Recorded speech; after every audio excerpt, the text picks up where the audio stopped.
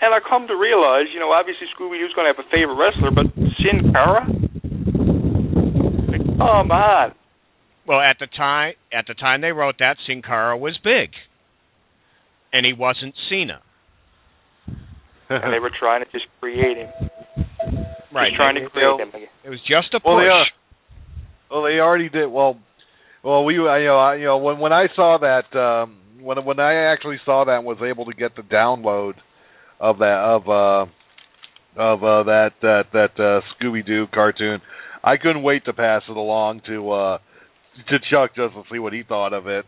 I mean, Daphne going nuts over John Cena. Expected.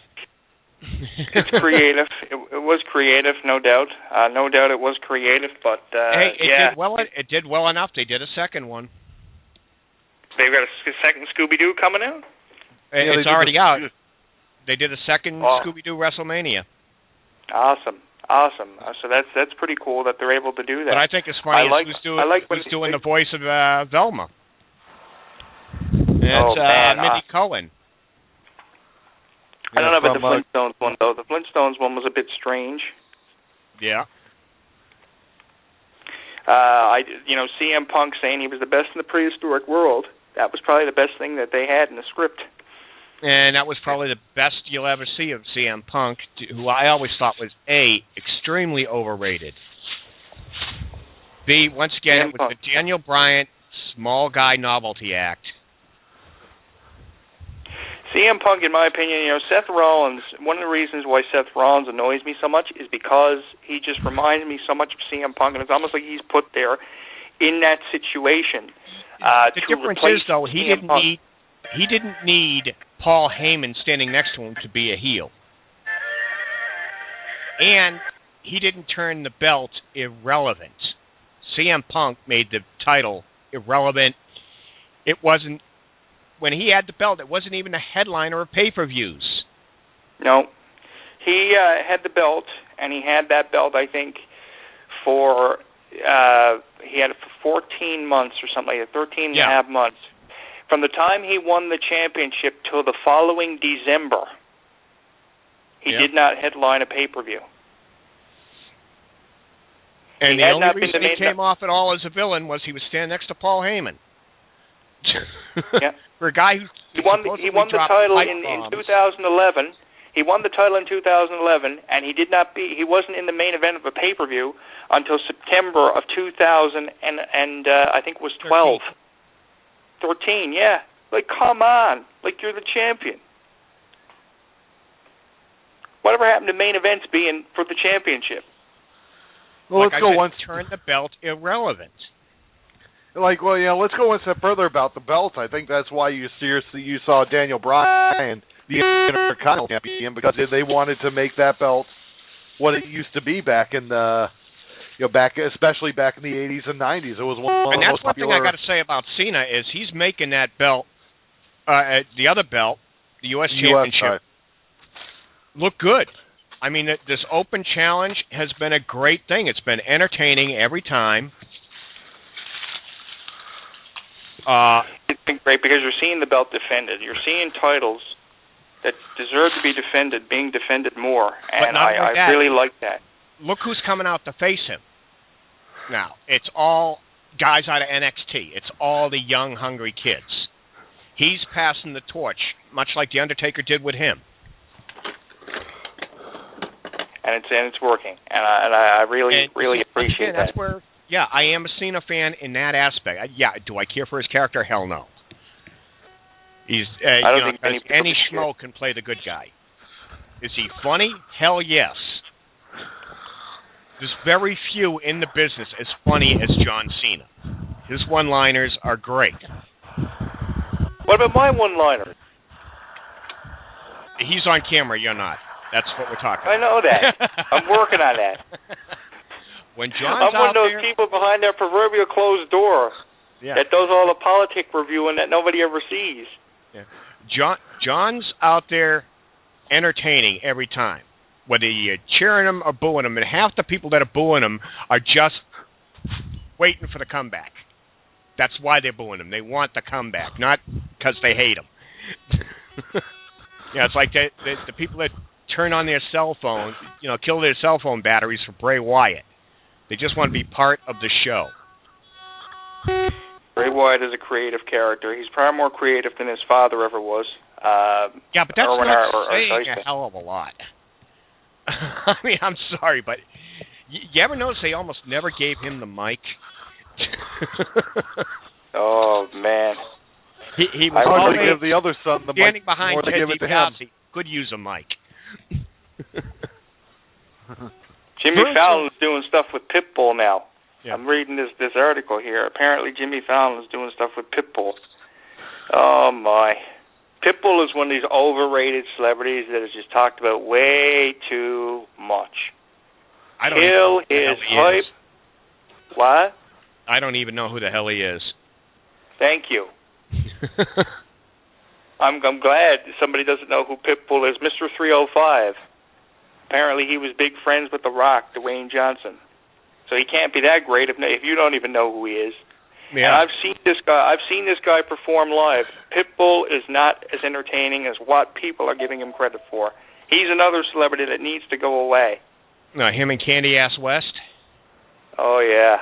Go away and stay away. Yeah, I really believe, you know what? I really believe that if entertainment and sports listen to their fans, I think that it would be a far better place to actually enjoy. The fans are never given enough credit for anything that they do, and it may sound like a baby-face statement from me, picking up for fans, but, I mean, fans are the best. Yeah, but at the same time, you need to shock them. Yeah, and keep them coming back for more. Right, and you also, you can't fully follow, WrestleMania, for most of WrestleMania, it's the fans' dreams come true. For most of WrestleMania. They do have the occasional swerve like they did this year with Seth Rollins winning the title, but it was a great swerve. As much as you hate it, you're talking about it. I'm talking about it because it pisses me off. Which is why it worked. I know. And I also know that you and I have really great conversations because stuff pisses me off about professional wrestling. You try to calm me down about it, and I'm still pissed off I'm not at the trying to calm you down. I'm just trying to let you see what I see. That's what you see is not what I want to accept. Yeah, what I'm saying is you bought it line and sinker. I know. I'm a sucker for that kind of stuff. I would hate to be in a WWE creative board meeting because I would just not accept anything. I would be fired within 2 days. I can see myself having it out with Stephanie, having it out with Triple H, having the cops there after we get into a racket over how I don't agree with the direction of creative. And as I leave and slam the door, he says to me, don't let the door hit you on your way out. I'll be like, you are a scandalous promoter. You are a fraudulent promoter. You are what's wrong with this business. And I'd slam the door behind me. And the ratings are up. People are buying the network. So he's anything but. I hate it. Oh, you man. hate it, but you're there. I hate it, but I'm there, yeah, and that's why. I understand. His hand is in your wallet, and he's saying, thank you. I will get Triple H. One of these days, I am going to get Triple H for every bit of hell he's put me through. I've had people on the air. I've had people off the air, running the street. I hate you, and I always say thank you. And man. Most of the time, they don't get it. They don't get why I say thank you. Okay, good. You just complimented me because I did my job. I came out of stand-up comedy into roller derby and became the biggest a-hole in the history of the company. And that's how I got started with Bob. Bob thought I was an a-hole. Oh yeah, I mean you don't know what went on. You don't know what went on during the time Roller Shoot was going on, and I was co-hosting that one. I literally, we would literally see, we would literally have Georgia Haas, Stephanie Garcia, Chuck. Oh God, I'm trying to think of all the names. John Drew, yeah, Guru Drew. Icebox. Icebox came out for the fan favorites. But But you know, I literally took things and ran with it to the point to where Georgia was ready to slap you over the phone. Yeah, she was really ready to, because I was starting to act like a heel too. I was becoming the heel of the group, and we literally left people like Box and people like oh God, what's her name? Oh man, I can't remember her name. Right. Gwen Miller, and I forget the other one that took a few times to get up on the show, and we literally. Patsy Delgado. Yeah, Patsy Delgado, and I literally was joining them and going all over them along with Mike Summers, who was the host, and just doing my best to be the heel. Till finally, and I was the ultimate kiss up to Georgia Haas, to where she was ready to slap me finally. What in the hell are Disney doing, putting out Beachbody workouts? Can somebody please I'm here on Disney.com, and they're like fucking promoting Beachbody workouts. What the hell? Well, I'll get you to change your mind on that one, Jonathan Clarke, because I'm friends with someone I used to date. I used to go out with her sister way back when. Way back when. Man. I got to get something to drink. I haven't been back on radio for 5 months. This is why I'm letting out all this. I can't understand.